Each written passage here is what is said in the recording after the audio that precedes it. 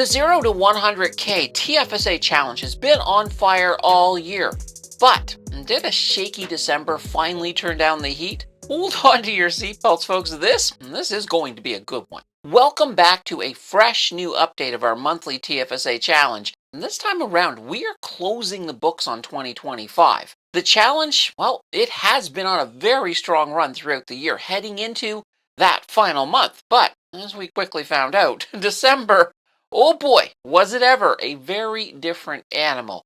We're talking thinner trading volumes, tax loss harvesting, and a market that starts looking ahead before the calendar actually flips. December often looks calm on the surface, but underneath, it can be surprisingly challenging, especially for income-focused and rate-sensitive assets. In particular, it turned into a bit of a wild ride for crypto-centric investments. Spoiler alert, HBTE fell out of the top 5. What really stood out in December wasn't just that volatility. It was the resilience of the portfolio itself. Even with all the noise in the market, the core of the challenge held up remarkably well. Income continued to come in, drawdowns stayed manageable, and there were absolutely a few buy the dip moments for sure. A choppy market can really create opportunity, which hopefully can help with the stress it can also bring along with it. Of course, that doesn't mean rushing into trades or trying to time the bottom. It does, however, mean staying patient, staying selective, and letting volatility work in our favor. A sub to the channel is the best way to unlock unending future content. With all of that being said, let's get into the challenge portfolio. We will, as usual, begin with the stocks that we have not added to in this cycle. Let's check out their returns. We have a bank with a total return of 19.46%. Bird Construction coming in with 41.09%.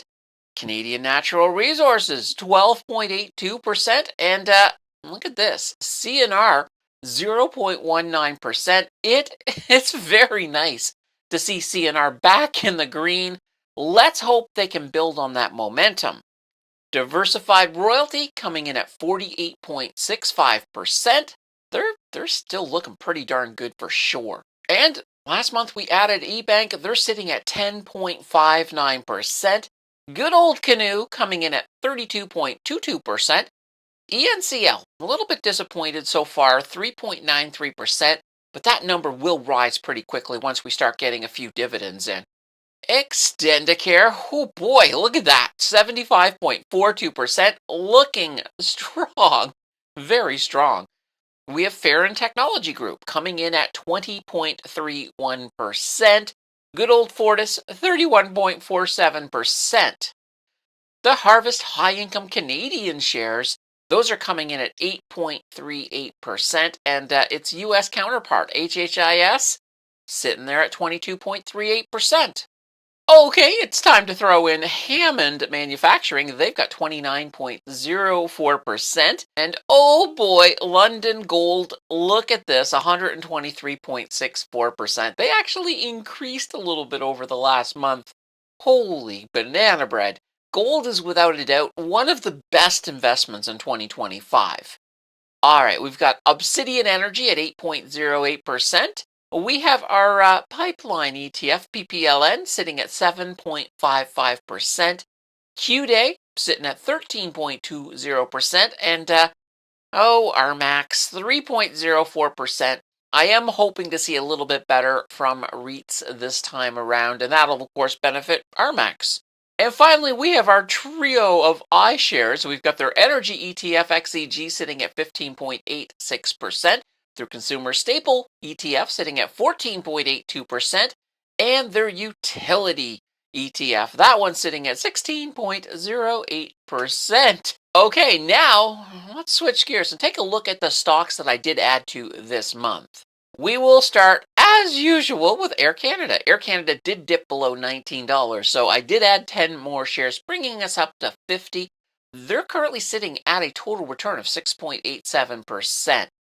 So, will we see a buy in January? That'll, of course, be the big question. If they don't slip below $19, we won't, and who knows? January might see them crack that 21, and if that happens, This swing trade will come to a close. Well, we'll have to wait and find out, but you never know. We also added 10 more shares to the Harvest Bitcoin Leaders ETF, HBTE, taking our total up to 100, and they are sitting at a 29.33% total return.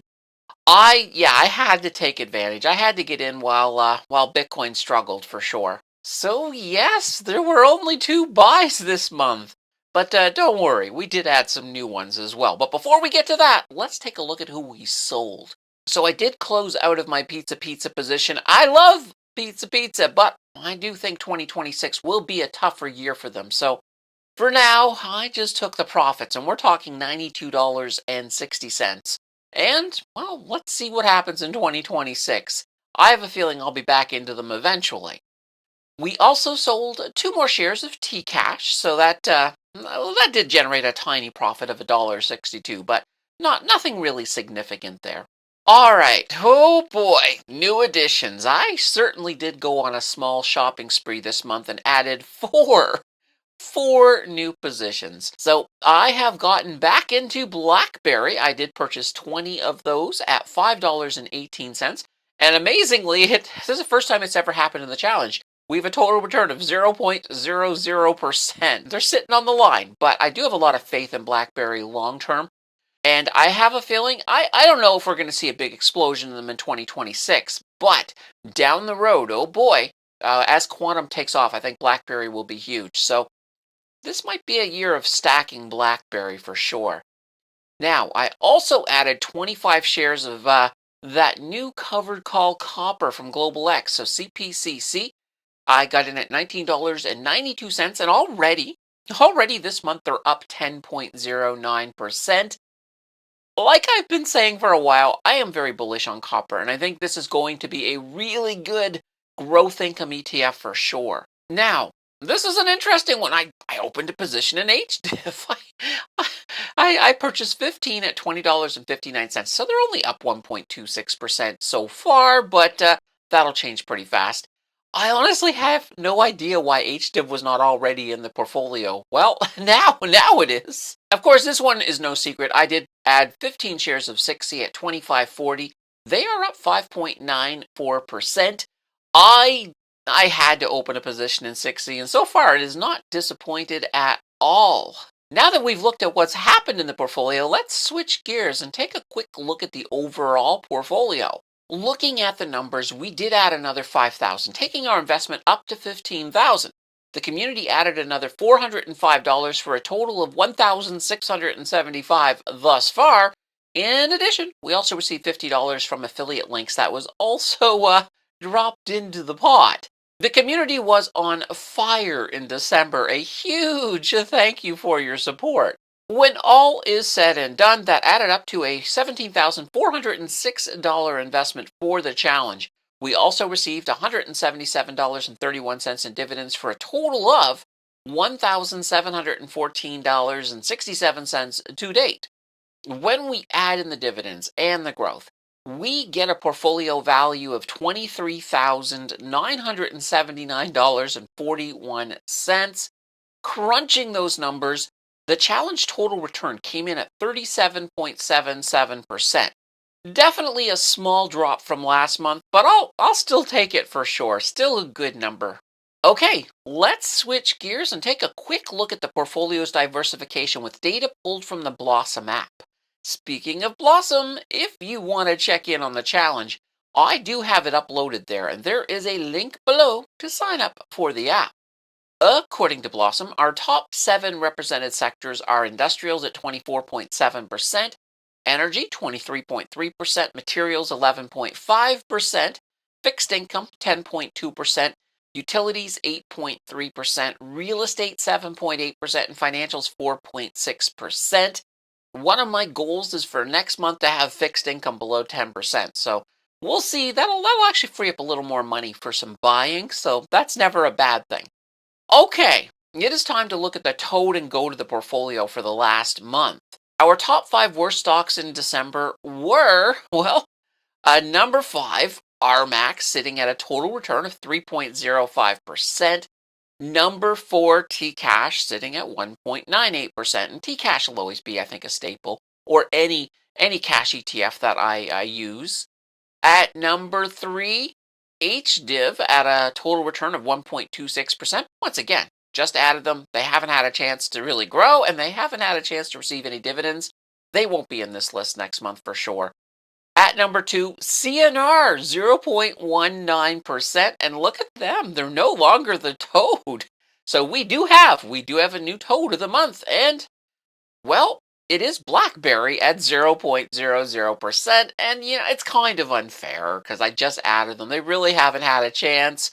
But, math doesn't lie. They get to take the crown temporarily. Okay, let's see who is topping the charts this month. At number 5, we got EIT.UN. So good old Canoe with a total return of 32.22%.